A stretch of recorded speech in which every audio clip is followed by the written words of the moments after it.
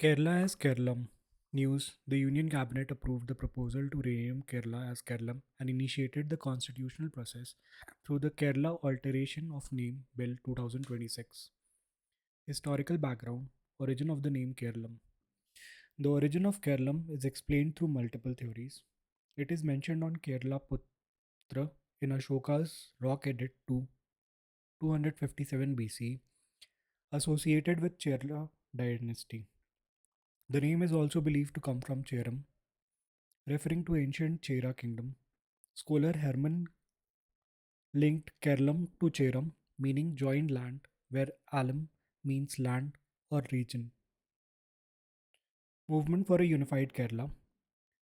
The Aikya Kerala movement started in 1920s, aiming to unite Malayalam-speaking regions such as Malabar, Kochi, and Travancore. Formation of Kerala. Travancore and Kochi were merged in 1949. The States Reorganization Commission, Fazal Ali Commission, recommended the creation of Kerala. The state of Kerala was officially formed in 1956 on a linguistic basis. Constitutional basis: under Article 3, Parliament holds exclusive power to form new states or alter the area, boundaries, or name of any existing state. Importantly, renaming a state requires only a simple majority in Parliament. It is not a constitutional amendment under Article 368. Procedure for renaming a state. State resolution. The State Assembly passes a resolution and sends it to the Ministry of Home Affairs (MHA). NOC clearance. MHA seeks no objection certificate from the Ministry of Railways, Intelligence Bureau, Department of Post, Survey of India, and Registrar General of India. Presidential recommendation. The bill can be introduced in Parliament only with the prior recommendation of the President. Reference to state legislature. The President refers the bill to the concerned state legislature for its view within a specified time. However, Parliament is not bound by these views. Simple majority and presidential assent. The bill is passed by simple majority and sent for presidential assent, after which the first schedule of the Constitution is amendment to reflect the new name. Historical precedents: old name, new name, year. Uttaranchal, Uttarakhand, year 2007. Orissa, Odisha, 2011. Menstrual hygiene as a fundamental right. The Supreme Court delivered a landmark judgment while hearing a case on nationwide implementation of Centre's menstrual hygiene policy for school going girls. Constitutional questions examined by the court. Constitutional question: Supreme Court observation slash answer. Article 14, right to equality. Does lack of gender segregated toilets and menstrual absorbent violate equality? Yes. The court adopted a substantive equality approach, holding that absence of menstrual hygiene facilities create structural and intersectional inequality. It especially disadvantages poor and disabled girls and limits their participation in education. Article 21, right to life and dignity. Is dignified menstrual part of Article 21? Yes, the right of life includes the right to menstrual health. Inaccessibility of hygiene measures undermine dignity, privacy, and bodily autonomy, forcing unsafe practices and absenteeism. Right to participation of equality and opportunity. Does lack of facilities affect participation? Yes, without clean toilets and absorbents, girls face anxiety, embarrassment, and absenteeism, denying them equal participation in schools and future opportunities. Article 21A NRTE Act. Does it violate the right to education? Yes. Menstrual hygiene is a basic infrastructural requirement. Its absence acts as a barrier to school attendance, retention, and completion, violating Article 21A and the RTE Act. Key directions issued by the court.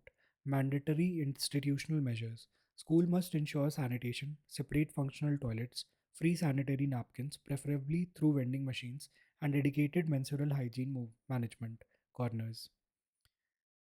The court directed pan India implementation of Union government's menstrual hygiene policy for school going girls for adolescent girls studying in class 6 to 12. Reproductive autonomy. News: Recently, the Supreme Court permitted termination of a 30-week pregnancy of a minor, reaffirming reproductive autonomy beyond limit under the Medical Termination of Pregnancy Amendment Act 2021. Key highlights of the case: right over statutory timeline. The court held that reproductive autonomy and mental health of the woman, especially a minor, takes precedence over rigid gestational limit under the MTP Act. Unsafe abortion risk flagged. The court warned that denying access beyond 24 weeks pushes women towards unsafe and illegal abortions, endangering their lives. Constitutional backing reaffirmed the position in Justice K.S. Puttaswamy versus Union of India 2017 that women's reproductive choices fall within the right to personal liberty under Article 21. About reproductive autonomy, definition: reproductive autonomy is women's right to make free, informed, and voluntary decisions regarding her body, fertility, and motherhood, including the right to continue or terminate a pregnancy. Constitutional basis: integral to Article 21, right to life and personal liberty. Scope: includes bodily integrity, dignity, and mental health. India's abortion policy: India regulates abortion through a statutory framework that balances women's reproductive autonomy with medical oversight rather than treating it as an absolute fundamental right. Origin: under IPC 1860, Section 312, miscarriage was criminalized except to save the woman's life. MTP Act 1971 enacted a liberalized access and reduced unsafe abortions while protecting medical practitioners from criminal liability.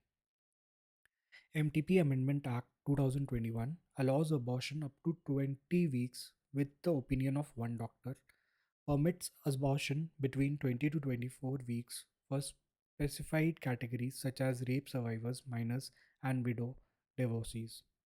Removal of Lok Sabha Speaker.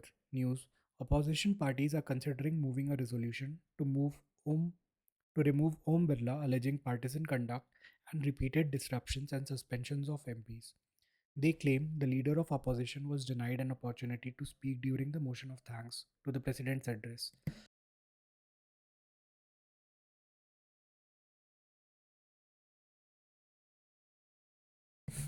About Speaker of the Lok Sabha, the Speaker acts as a presiding officer of the Lok Sabha and oversees its daily proceedings. Constitutional provisions: Article 93: Lok Sabha shall elect a Speaker and a Deputy Speaker. Article 94: Vacation, resignation, and removal of Speaker, Deputy Speaker. Article 95: Deputy Speaker performs Speaker's duties when office is vacant. Article 96: Speaker's right and restrictions during removal proceedings. Salary and allowances. The Speaker's salary and allowances are charged on the Consolidated Fund of India and are not subject to voting in Parliament. Election of the Speaker. Eligibility: the Speaker must be a member of Lok Sabha. No additional qualifications are prescribed. Method: elected by a simple majority of members present and voting. The election date is fixed by President and is held soon after the first sitting of a newly constituted Lok Sabha. Convention. Traditionally, the Speaker is chosen from the ruling party after informal consultations with the opposition parties to ensure neutrality and broader acceptance. Tenure. The Speaker usually holds office for the entire duration of the Lok Sabha. Even after dissolution of the House, the Speaker continues until the first meeting of the new Lok Sabha. Procedure for removal. Article 94C requires a majority of all then members of the House, effective majority, not just those present and voting. A member wishing to move a removal resolution must submit a written notice to the Secretary General of Lok Sabha. The notice must be supported by a minimum of 50 members. Minimum 14 days prior notice is mandatory before the motion can be moved.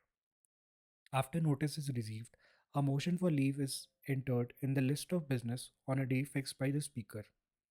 Speaker's status during removal proceedings, Article 96. The Speaker cannot preside over the House during consideration of the removal motion. However, the Speaker retains the right to speak, participate in proceedings, and vote in the first instance.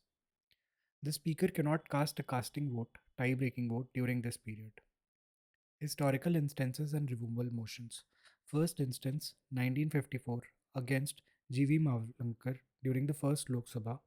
The motion failed due to the ruling party's majority. Second instance, 1966, against Sardar Hukum Singh. The motion did not succeed. Third instance, 1987, against Balram Jhakar during the 8th Lok Sabha. The motion was defeated as the government held a clear majority. Note: no Lok Sabha Speaker has ever been removed from office through such a resolution. About motion of thanks, it is a formal resolution passed in both houses of the parliament to express gratitude to president for the address delivered at the beginning of each year and after general elections. Origin: the practice is derived from the Westminster system of parliamentary governance. Constitutional basis: under Article 87 of the Constitution of India, the President addresses both houses at the commencement of the first session of each year and after general election. Amendment: members may move amendments to highlight omission or inadequacies in the President's address. Breach of privilege notice. News: recently, a breach of privilege notice was filed against Piyush Goyal for informing the media about an Indo US trade deal while Parliament was in session. About breach of privilege notice. A privilege notice is a formal mechanism through which a member of parliament raises a complaint regarding the violation of parliamentary privilege by a minister, another member, or even an external individual. Constitutional basis: parliamentary privileges are derived from Article 105, deals with the privileges and immunities of members of parliament. Article 194 extends similar provisions to state legislature. Objective: the primary aim is to preserve the dignity, authority, and smooth functioning of Parliament and its members. What constitutes a breach? A breach takes place when the rights and immunities essential for Parliament's independent functioning are infringed or when any act amounts to contempt of the House. Example of breach: privilege: making defamatory or misleading statements about members, publishing portions of proceedings that have been expunged, revealing committee reports before they are officially presented, hindering or threatening members while performing their duties. Procedure to move notice: a written notice must be submitted by an MP to the Speaker in Lok Sabha, the Chairperson in Rajya Sabha. Relevant rules: Rule 222 Lok Sabha, Rule 187 Rajya Sabha. Once admitted, the issue may either be taken up for discussion or sent to the Committee of Privileges. Lok Sabha Committee 15 members, Rajya Sabha Committee 10 members. Action and punishment: depending on the seriousness of the offence, Parliament may issue a warning or reprimand, suspend or expel a member, order imprisonment in the case of an outsider. Motions in Parliament. News: a Lok Sabha MP recently submitted a notice for a substantive motion against the Leader of Opposition seeking the cancellation of his Lok Sabha membership. What is a motion? A motion refers to a formal proposal made by a member of Parliament to initiate discussion or shape the course of legislative business, and it is taken up only with the approval of Speaker or Chairman. Classification of motion. Motions are broadly divided into three categories based on their nature and role. 1. Substantive motion. A substantive motion refers to self contained and independent proposal brought before the House for its approval, aimed at obtaining a clear decision on a specific matter. Note: all resolutions are substantive motions, but not all motions are substantive in nature. It is commonly used in important parliamentary proceedings such as election of the Speaker and Deputy Speaker, motion of thanks on the President's address, motion of confidence or no confidence in the Council of Ministers. Key feature: discussion on high authorities. The conduct of person in high authorities can be discussed only through a properly framed substantive motion. Notice requirement: it requires prior written notice and is typically moved with member who submits the notice. Exception: ministers. If the motion stands in the name of a minister, it may be moved by another minister with due acknowledgement. Substitute motion. A substitute motion is moved as an alternative to original motion. If adopted by the House, it replaces the original motion entirely. 3. Subsidiary motion. A subsidiary motion cannot exist independently and is further divided into three types: ancillary motion, used as a part of the regular procedural framework for conducting House business; superseding motion, moved during the discussion of another matter with intention to supersede or set aside that matter; amendment, seeks to modify or replace a specific portion of the original motion rather than the whole. Other important motions in the Parliament. Closure motion. A closure motion is moved to end discussions on matter that has already been debated. If the House accepts it, further debate stops and the issue is put to vote. It has different forms, including simple closure, closure by compartments, kangaroo closure, guillotine closure, which vary in the way debate is limited or concluded. Calling attention motion. This motion is used by a member to draw the attention of a minister to a matter of urgent public importance. The member also seeks an official and authoritative statement from minister regarding the issue. Privilege motion. The motion is raised when a member believes that parliamentary privilege has been violated, especially if a minister has withheld important information or provided false or misleading facts. Adjournment motion. This motion is introduced to discuss a definite and urgent public matter. It interrupts the normal business of the House and requires specific support for admission and a minimum duration of debate. No confidence motion. This motion is used in Lok Sabha to test whether the government still enjoys the support of the majority of members. Confidence motion. This motion is moved to prove that the government has majority support in the House, especially in uncertain political situation. Censor motion. This motion expresses the House disapproval or criticism of the policies or actions of minister. Motion of thanks. This motion follows the President's address and is debated in both House. It passes reflects approval of the government's policy. Cut motion. This motion allows members to oppose proposed government expenditure by suggesting reduction through disapproval of the policy, economic reduction, or token reduction. Right to recall. News. Recently, a Rajya Sabha MP proposed introducing the right to recall, allowing voters to remove non performing representatives before their term ends. About right to recall. Right to recall is a mechanism that empowers voter to remove an elected representative before the completion of term. It is a process initiated by electorate through a petition or specific voting procedure rather than by legislative body or a court. Grounds. Voter can call for recall if representatives are found to be non-performing, corrupt, or unresponsive to the needs of the constituencies. Historical evolution. The concept traces back to the Vedic era idea of Rajadharma. In 1944, M. N. Roy proposed a system including the right to elect and recall. In 1974, Jayaprakash Narayan supported it during the Total Revolution movement. Legal status in India. Local recall. Local level. Several states have implemented right to recall for local bodies, panchayats and municipalities, including Madhya Pradesh, the first state to do so, Bihar, Chhattisgarh, Haryana, Rajasthan, and Uttar Pradesh. National and state level, there is no provision for recalling members of parliament MPs or members of legislative assembly MLAs.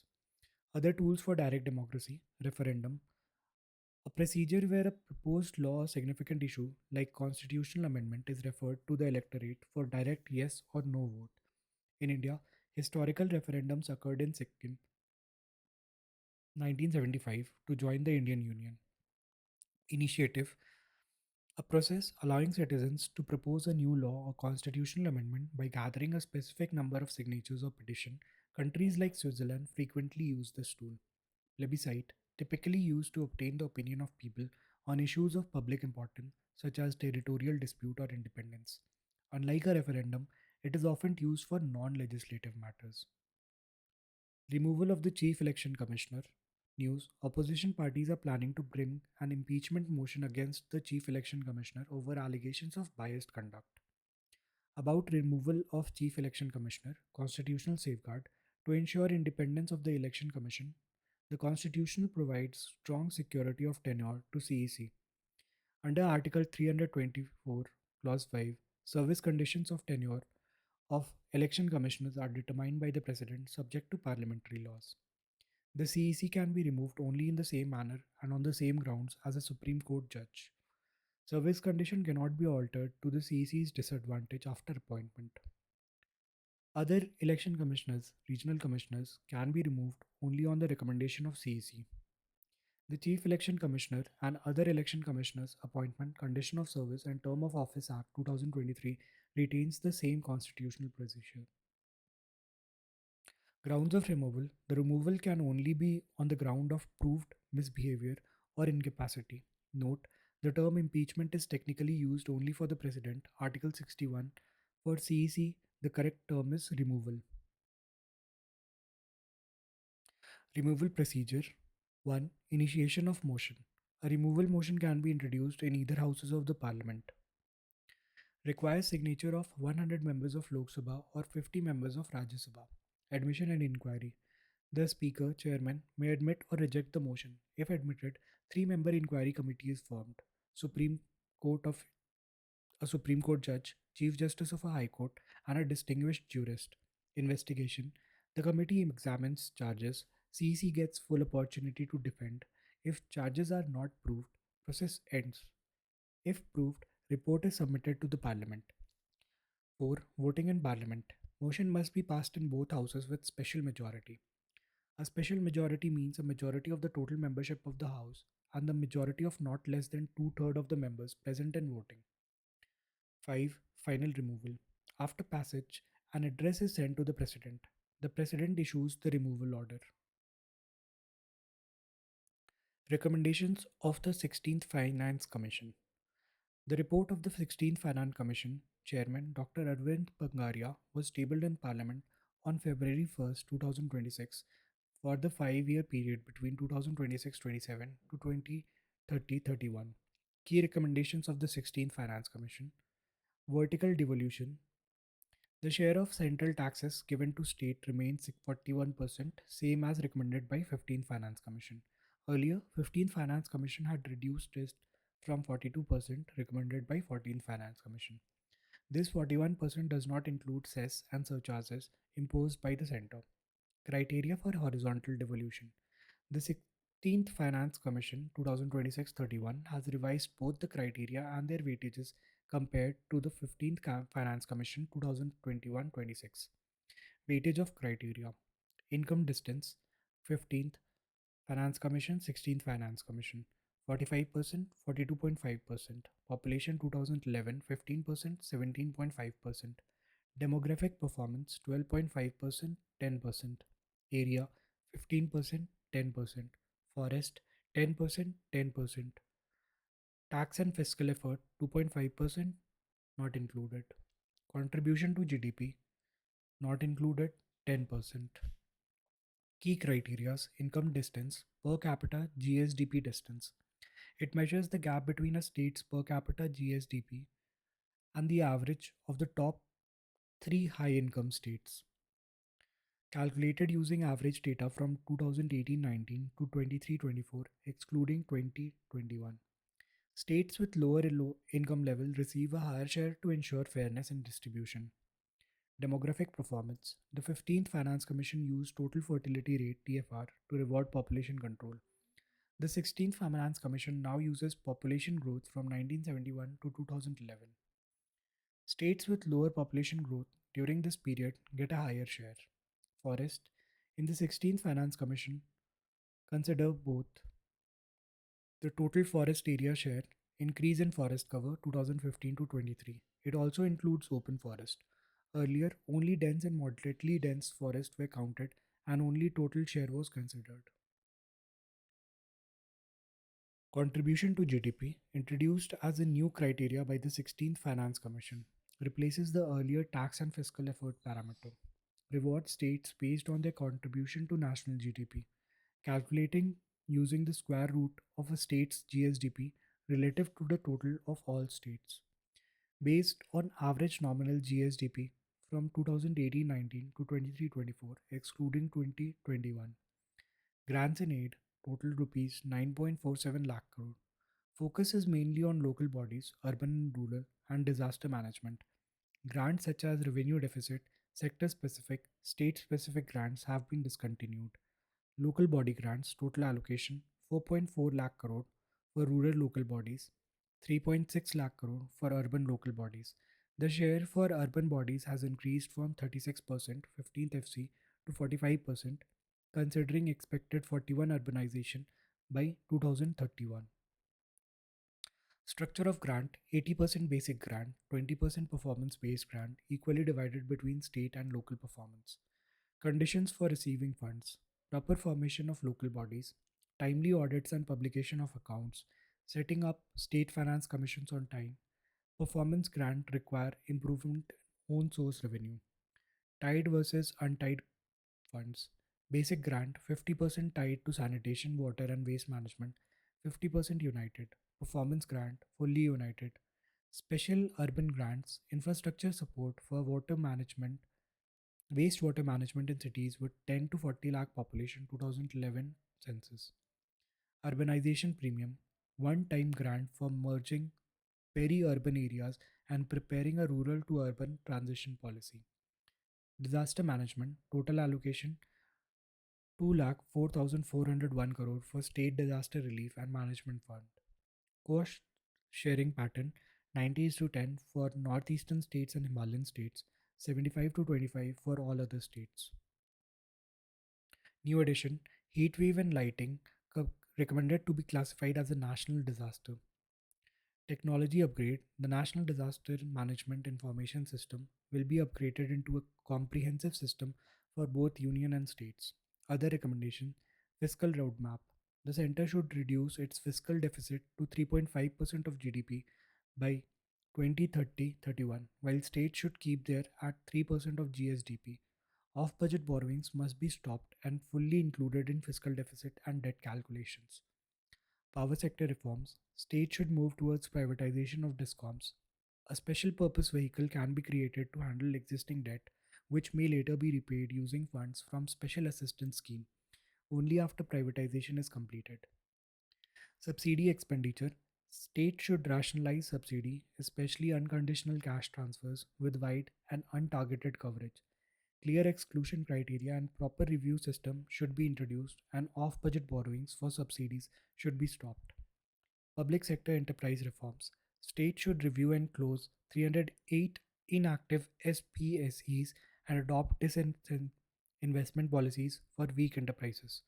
Loss making PSEs, losses in 3 out of 4 years, should be reviewed by the Cabinet for closure, privatization, or continuation based on strategic value. Guideline on Vande Mataram news. The Union Minister of Home Affairs has issued new guidelines to standardize how India's national song Vande Mataram is sung and played at official events in educational institutions and during ceremonies occasion. Key guidelines sequence at event in programs where both Vande Mataram and Janagana Mana are performed. Vande Mataram must be presented first. Official duration the government has approved a 6 stanza version of Vande Mataram with total runtime of 3 minutes 10 seconds, 190 seconds. Protocol of standing individuals present at official functions are expected to stand in attention whenever the national song is sung or played. Designated occasions the national song may be played during flag hoisting ceremonies, arrival or departure of the president and governors, before or after address by president or governors, national parades and award ceremonies such as Padma Awards. Guidelines for singing, public and cultural functions. Authorities encourage collective singing of the official version during national flag hoisting ceremonies at cultural or ceremonial events, excluding formal parade contexts. Additionally, at public events other than the formal state ceremonies, it should be sung collectively upon President's arrival and just before departure. Educational institutions, schools are advised to start the day with a group singing of Vande Mataram to instill patriotic values. Institutions are also encouraged to promote awareness and respect for the national song, national anthem, and national flag. Exceptions and special cases. Cinema halls. Unlike the national anthem, the national song will not be played in movie theaters. Documentaries and newsreels. When included as part of audiovisual context, audience are not required to stand as to avoid interruptions. About national song Vande Mataram, origin and publication.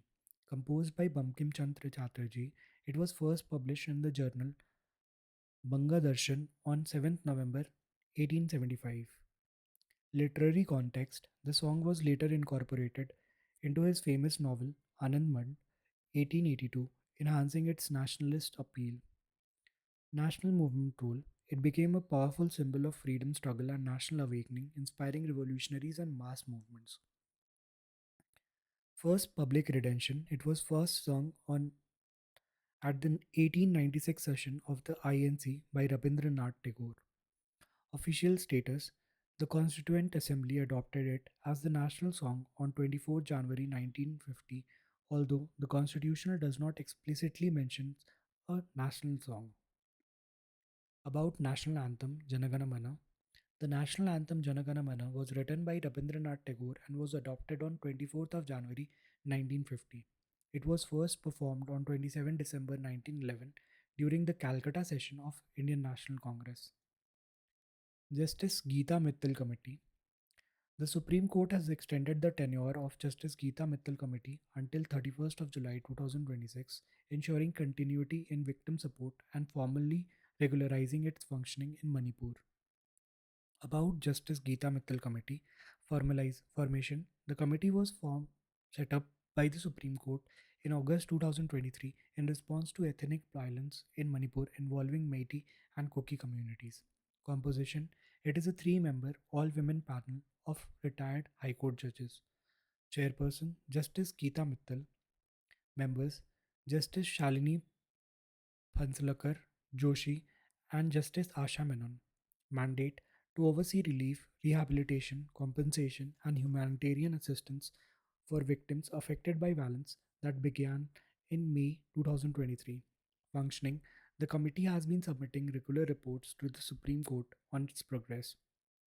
Tenure: although its original term ended in July 2025, it continued working, and the latest extension formalizes its ongoing role.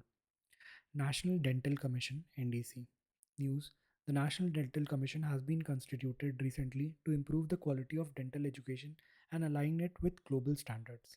About National Dental Commission: it serves as an apex regulatory authority for dental education and dental profession in India with focus on improving quality and accessibility of oral health care.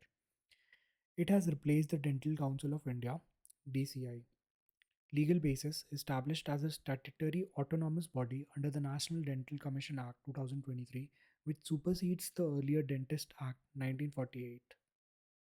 Core objectives: seeks to create a transparent, accountable, and quality oriented regulatory framework aligned with global best practices. Administrative control: functions under the Ministry of Health and Family Welfare. Composition: consists of a chairman, 8 ex officio members, and 24 part time members, all appointed by central government. Institutional structure: 3 boards. Undergraduate and postgraduate Dental Education Board, responsible for regulating dental education. Dental Assessment and Rating Board, oversees accreditation and evaluation of institutions. Ethics and Dental Registration Boards, handle professional ethics and registration of practitioners. State level provisions: mandates establishment of state dental council within 1 year, tasked with grievance redressal and maintenance of dentist registers. Frontier Nagaland Territorial Authority (FNTA), a tripartite agreement. The Union Government, Nagaland State Government, and the Eastern Nagaland People's Organization have signed a historical tripartite agreement to establish the Frontier Nagaland Territorial Authority (FNTA). Background: ENPO, representing 8 recognized Naga tribes from 6 eastern districts of Nagaland, has been demanding a separate state since 2010 due to neglect, underdevelopment, and socio-economic backwardness. Instead of creating a new state, the center proposed a Frontier Nagaland Territorial Authority to grant financial autonomy and greater decision making powers while maintaining territorial integrity of Nagaland. Key features of the agreement: geographical scope. The Frontier Nagaland Territorial Authority will encompass 6 eastern districts: Tuensang, Mon, Khepre, Longleng, Noklak, and Shamortor. Transfer of subjects: governance related authority over 46 subjects will be delegated to FNTA to enable localized administration. Institutional character: FNTA will function as a territorial body within the state of Nagaland and it is separate from 6th schedule framework. Notably, Nagaland does not fall under the 6th schedule of the constitution. Administrative setup: a mini secretariat will be set up for FNTA led by an officer of the rank additional chief secretary, principal secretary. Financial arrangement: development fund for Eastern Nagaland will be distributed based on population and geographical areas. The Ministry of Home Affairs will bear the initial establishment cost along with providing a fixed annual financial allocation. Constitutional protection: FNTA does not affect the provisions of Article 371A of the Constitution concerning special provisions with respect to the state of Nagaland. CAPF Bill 2026. The Parliament has passed the Central Armed Police Force General Administration Bill 2026. About the CAPF General Administration Bill 2026. The bill establishes a unified legal framework for regulating recruitment, deputation, promotion, and service conditions of officers in Central Armed Police Forces, replacing the earlier fragmented system of separate service laws. It also formalizes the deputation of Indian Police Service officers to CAPF.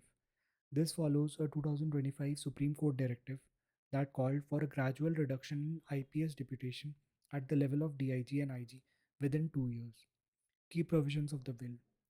Rule making authority. It authorizes central government to frame rules concerning service related matters of CAPF officers. Scope of application. The bill covers five major CAPFs: Central Reserve Police Force CRPF, Border Security Force BSF, Central Industrial Security Force CISF, Indo Tibetan Border Police Force ITBP, and Shahastra Seema Bal SSB as listed in its schedule. The center may expand this list by amending the schedule. Deputation requirement. It mandates deputation of IPS officers to specific senior posts in CAPFs. 50% of the IG post, at least 67% of additional Directorate General ADG posts, and all posts of Directorate General and Special Directorate General Special DG. Transgender Person Protection of Rights Amendment Bill 2026. The Transgender Person Protection of Rights Amendment Bill 2026 recently passed in the Parliament. It introduces significant changes to the Transgender Bill Protection of Rights Act 2019. Key features of the bill. Revised definition defines transgender person as those with socio-cultural identities, Kinnar, Hijra, Arvani, Jokta, biological variations, etc. Removal of right to self-determination omits Section 4, Clause 2 of the 2019 Act, which recognize self-identification of gender. Medical Board as Verification Authority introduces a medical board headed by CMO or Deputy CMO to verify transgender identity. The district magistrate must examine board's recommendation before issuing a certificate. Changes to procedure after gender reassignment surgery. A medical institution where a person undergoes gender reassignment surgery will be required to furnish details of the person to district magistrate and designated authority. Graded penal provisions, expanded offences and penalties with graded punishment, including separate provisions for crime against transgender children, ranging up to life imprisonment and fine up to 5 lakh rupees. Revised composition of National Council modifies the National Council for Transgender Person to include representation from state governments and union territories on rotational basis. Key concerns associated. Loss of agencies shifts the framework from self identification to state controlled media certification, reducing individual autonomy over gender identity. Exclusion due to narrow definition. By limiting recognition to select categories, the bill implicitly excludes trans men, non binary, and gender diverse persons from full legal protection. Violation of privacy and dignity. Requirement of medical examination for identity recognition raises concern regarding intrusion into personal autonomy and human dignity. Medical gatekeeping. The introduction of a medical board for verification may reinforce a pathologizing approach, increasing the risk of bureaucratic hurdles and harassment. Lack of consultation. The bill was passed without detailed parliamentary scrutiny, examples, standing committee review, and limited engagement with transgender community. Romeo Juliet clause in POSCO Act. News. The Supreme Court of India has urged the government to consider a Romeo Juliet clause in Protection of Child from Sexual Offences Act 2012, noting that many cases under the law stem from consensual adolescent relationship rather than sexual exploitation. About Romeo Juliet clause, it refers to a legal provision that exempts consensual sexual relationships between individuals who are close in age from being treated as criminal offenses. Origin. The concept developed in several jurisdictions in United States and parts of Europe to address cases involving teenage relationships. Note, the clause does not reduce the legal age of consent. It does not legalize sexual offenses against minors. It only protects genuine consensual relationships between teenagers. Age of consent in India. The age of consent refers to the minimum age at which a person can legally agree to sexual activity. In India, The age of consent is fixed at 18 years, and this legal threshold is recognized under the POSCO Protection of Children from Sexual Offences Act 2012, Indian Penal Code, and Bharatiya Nyaya Sanhita 2023. About POSCO Act 2012, major features: definition of child, any individual below 18 years. Consent, irrelevant. A minor is legally considered incapable of giving a valid consent. Strict liability. Even consensual acts involving minors are punishable. Gender neutral law protects children of all genders. Child friendly judicial process, special POSCO court, in camera trials, video recorded statements, time bound proceedings. Reverses burden of proof. The accused must prove innocence once allegations are established. Essential Commodities Act, news. Amid disruptions in oil supplies due to Israel US strikes on Iran, the center has invoked the Essential Commodities Act 1955 to regulate the situation. About the Essential Commodities Act 1955, the act authorizes the government to regulate the production, supply, distribution, and trade of certain essential commodities to ensure their adequate availability at reasonable prices. It also aims to prevent hoarding and black marketing in larger public interest. Essential commodities covered under the Act include drug, fertilizers, food items, including edible oils, petroleum and its derivatives, raw jute and jute products, seed, including those of fruits, vegetables, and animal fodder, and hank yarn, husk yarn. 2020 Amendment. Under the 2020 Amendment, Parliament reduced the government's regulatory role in key agricultural commodities such as cereal, pulses, onion, potatoes, and edible oil, removing them from routine control. Government intervention in these commodities is now permitted only under exceptional situations like war, famine, natural calamities, or abnormal price rise. Prevention of Corruption Act 1988.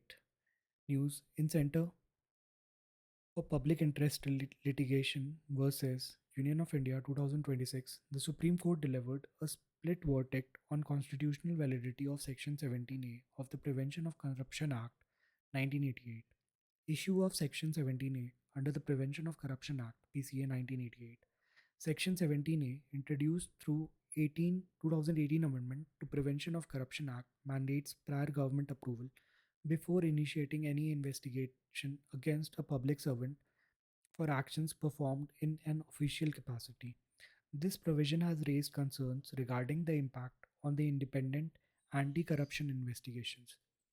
In Center for Public Interest versus Litigation versus Union of India, the Supreme Court delivered a split verdict on its constitutional validity. Justice Vishwanathan upheld Section 17A but introduced a crucial safeguard that such proposals should be determined by independent bodies like Lokpal or state lokayukts rather than executive alone. Justice B.V. Nagaratna, on the other hand, held that the provision unconstitutional, stating that it violates Article 14 by granting undue protection to a particular class of public servants.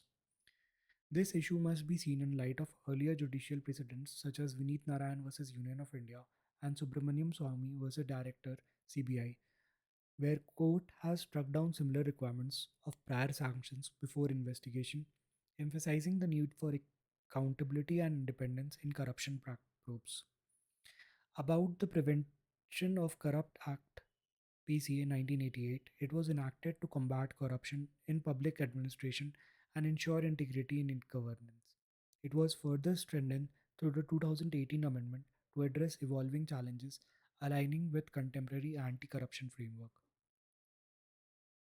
Under the Act, a public servant includes any individual working for or paid by government or local authorities, person performing public duties and receiving government remuneration, judges or any person legally empowered to perform adjudicatory functions. The Act defines corruptions as demand or acceptance of any undue advantage, bribe, beyond lawful remuneration in exchange for performing or refraining from performing an official act. Key provisions of the Act: punishment for bribery. A public servant found guilty of accepting undue advantage is punishable with imprisonment ranging from a minimum of 3 years up to 7 years, along with a fine. Habitual offenders report Repeat offenders face stricter punishment with imprisonment between 5 to 10 years, along with a fine. Authority to investigate. To ensure procedural safeguards, only senior ranking police officers are authorized to investigate offences without prior court approval. Inspector of Police in CBI, Delhi Special Police Establishment. Assistant Commissioner of Police in metropolitan areas. Deputy Superintendent of Police, DSP or equivalent rank elsewhere. To the point, terms, initiatives, and news. Pragati Portal. Context. Recently, the Prime Minister chaired the 50th meeting of Pragati. About Pragati launch. Pragati Portal was launched in 2015 by Narendra Modi under the Digital India program. Full form. Pragati stands for proactive governance and timely implementation. Administration managed by the PMO for direct review of projects with the central and state officials. Nature, a multi-purpose digital platform integrating video conferencing, data management, and project monitoring. Review mechanism, monthly meetings on fourth Wednesday, where the Prime Minister reviews projects and public grievances. Objectives, ensures timely completion of projects, better center state coordination, and real time monitoring to reduce delays. Pankhodi Portal context. The Ministry of Women and Child Development launched Pankhodi Portal. About Pankhodi Portal, it is a single window digital platform for facilitating corporate social responsibility and partnership initiatives. Stakeholders, it connects individuals, NRIs, NGOs, corporate entities, and government agencies to collaborate on social development projects. Focus area. The portal supports initiative in nutrition, health, early childhood care, and education, ECCE, and child welfare. Pancham context. Recently, the Union Minister of State for Panchayati Raj launched a Pancham, Panchayat Assistance and Managing Chatbot. About Pancham, Pancham is a digital governance support platform developed in collaboration with UNICEF to strengthen the capacity of Panchayati Raj institutions.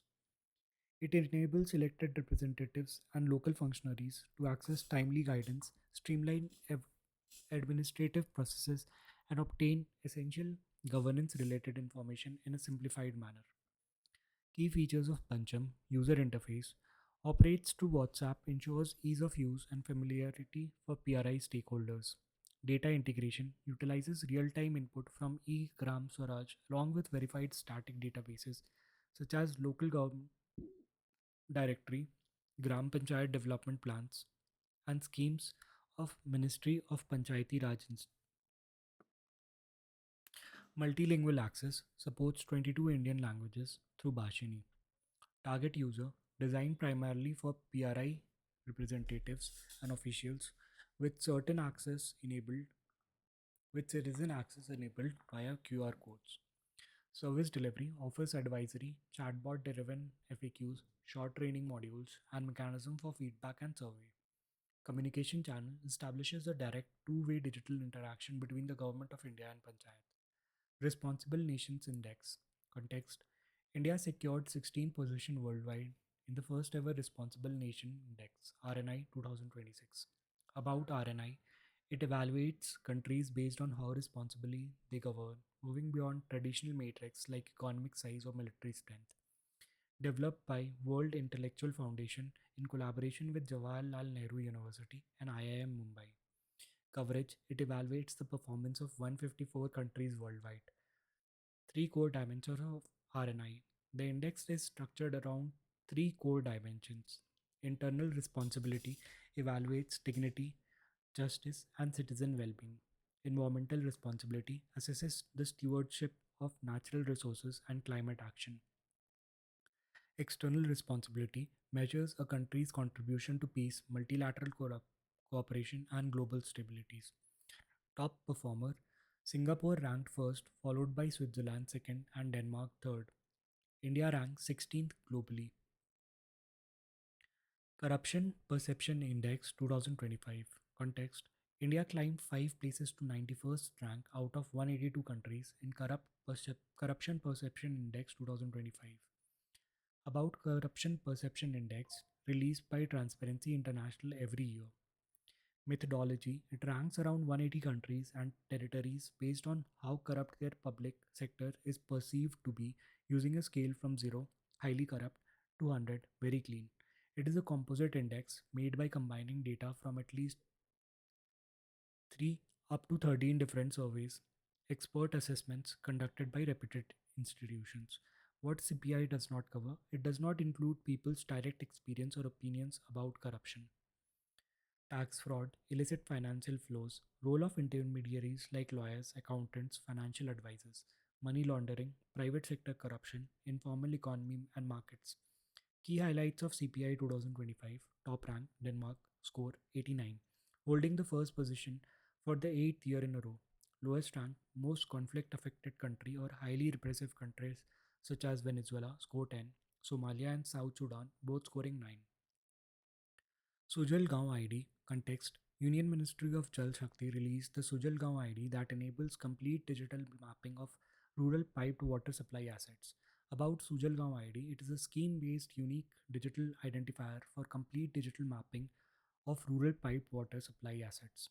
Coverage: Sujal Gaon IDs have been created across 31 states, UTs, and are linked to about 67,000 Sujalam Bharatam ID.